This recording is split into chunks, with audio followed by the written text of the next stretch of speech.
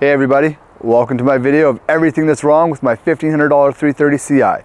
Let's get it up on the lift and have a look.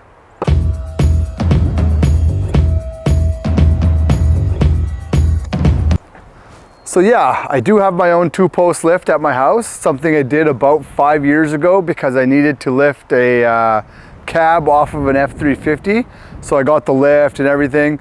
By the time I needed to lift the cab off the F350, I had to sell it, so I didn't need it for that, but it's been very handy ever since. We got the lift for like 500 bucks, put the concrete in. It was a few grand to get it all wired up and running, but it sits outside all year. Actually, it had a building over top. The building flew away with the wind, but yeah, it's been handy. So we'll go through everything that's wrong with this car. Hee-hee. So first things first, there's this tube coming down here. Looks like some sort of drain that is plugged with a golf tee. Yeah, I don't know what that's for, but I do know that water comes out of the trunk like crazy. It was pissing water where the first time I lifted it up. It was very interesting. The battery area is just full of water. There's some sort of closey valve here. I don't know if that's stock. Please let me know if that's stock. I've never seen that before. I'll put the camera in there. You guys can have a look. Yeah, maybe it's some sort of turbo thing. The tires are in, what do they call these? Inters. Fantastic. So the guy told me he did an alignment. So I call bullshit because the tires are all done up. The rear differential is wet as it's leaking oil or something.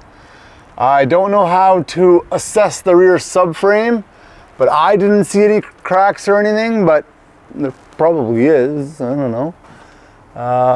I'm very suspicious of these brand new bolts that are coming down from the headers. That's not something that normally happens. But, you know, usually they're stock if the pipe is stock. Everything is oily up here. Everything. Like, everything. Really, really oily. I did put those belts in, like I said. Yeah, I did put the belts in. The drain on the radiator, I could not find a replacement. Every radiator manufacturer kind of uses their own. I tried to make one, I tried to ghetto one in there, did not work. So it looks like I am going to be changing the radiator. I am not looking forward to changing the radiator. And other than that, the front grille ding was gonna have to be straightened out before it opens up. Every light on the dash is on. The brake sensor lights are on. The coolant lights, the washer sensor lights, everything. This exhaust system may have been changed. And so it's not in that bad shape, but like, if you look at the car, and I'm in Canada, there's not a very rusty car. My pickup truck is substantially more rusty than this. And it has been snowmobiling like 5 times in its life. That's salt driving. And this looks freaking nice compared to that. Oh, the wheels are just destroyed, like destroyed. Look at this, real bad. Yeah, that's the major stuff. So overall, it's not that bad for 1,500 bucks. I'm gonna continue on with my plan. Right now, I'm gonna change the radiator. I did buy a new radiator. I actually bought a new radiator so I could try to get the plug to fit. Didn't fit.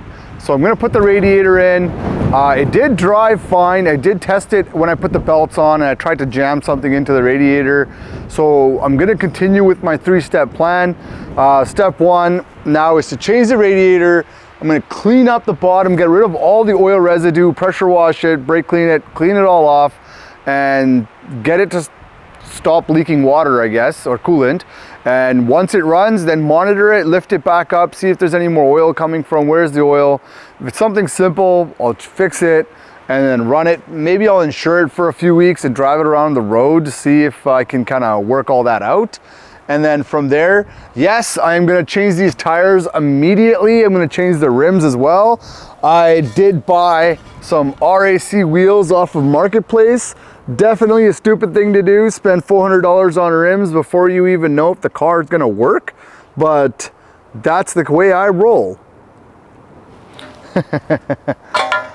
But yeah, so next step is gonna be this week is to change the radiator, get all the fluids up, cleaned up, plugs in, and then I'm gonna change the tires probably immediately. At this point, I think I'm committed, kind of screwed now. It seems to be an okay car. Yes, it smoked a lot when I first brought it back to the house after driving it. There's oil everywhere and it's been sitting for 2 years, so that's not unreasonable for a car to smoke like that. It didn't catch fire, so you know, it's probably fine. But yeah, keep watching. Next video I will post with it running. I'm not a DIY guy. I'm not very good at explaining what I'm doing, so I'm not gonna really show all the work that I'm doing on it.